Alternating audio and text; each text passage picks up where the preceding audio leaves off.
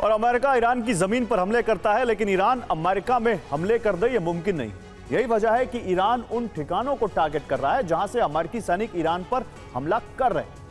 Iran ने साफ कर दिया है कि अरब देशों से उनकी दुश्मनी नहीं है, लेकिन आत्मरक्षा के लिए अमेरिकी ठिकानों पर हमले जरूरी हैं और वो अरब देशों में मौजूद हैं।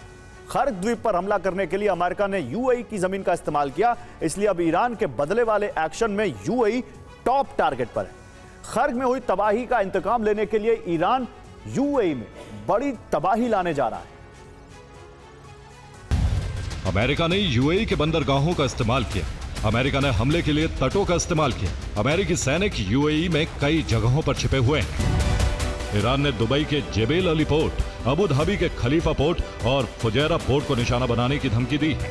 फुजैरा पोर्ट पर हमलों की शुरुआत भी कर दी गई। यूएई ने शनिवार को 9 बैलिस्टिक मिसाइलों के प्रहार को नाकाम कर दिया। इसके अलावा ईरान के 33 ड्रोन भी मार गिराए।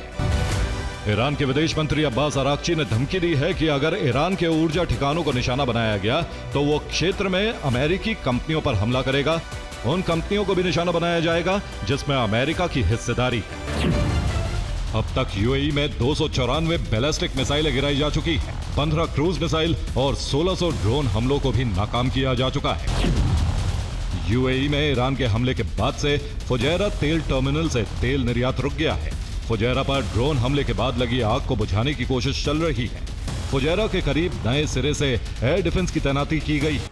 और ईरान की बौखलाहट की सबसे बड़ी वजह उसके खर्क द्वीप पर हुआ हमला है। रिपोर्ट के मुताबिक अमेरिकी हमले में 90 ईरानी सैन्य ठिकाने नष्ट हो गए। खर्क द्वीप पर तैनात मिसाइल लॉन्चर और वहां मौजूद मिसाइल का गोदाम भी नष्ट कर दिया गया है। द्वीप पर होर्मुज में लगाने के लिए समुद्री माइंस लाई गई थी, अमेरिका ने उसे भी नष्ट कर दिया है। ट्रंप ने दावा किया है कि इन हमलों के दौरान ईरान के तेल ठिकानों पर हमले नहीं किए गए। खर्क द्वीप का बदला लेने के लिए ईरान लगातार अमेरिकी बेस को निशाना बना रहा है। आईआरजीसी ने दावा किया है कि यूएई में अल दफरा एयरबेस पर हमले किए गए। इसके साथ ही कतर में अल उदैद एयरबेस को भी निशाना बनाया गया। बहरीन में शेख ईसा एयरबेस पर भी हमले किए गए हैं। ईरान ने सभी जगह हमलों को कामयाब बताया है। एरबिल में अमेरिकी सैनिकों के ठिकानों पर हमले हुए। सऊदी के रियाद में अमेरिकी बेस पर हमले किए गए। बगदाद में ईरान के कई हमलों को नाकाम किया गया। और ईरान के इंतकाम का सिलसिला जारी है। रिपोर्ट के मुताबिक बगदाद में विक्टोरिया सैन्य बेस पर ड्रोन से हमला किया गया। ड्रोन हमले के बाद बेस में आग लग गई। बगदाद में हमले के लिए ईरान ने एक विद्रोही गुट की मदद ली है। सैन्य ठिकाने पर मौजूद अमेरिकी सैनिकों को टारगेट बनाया गया।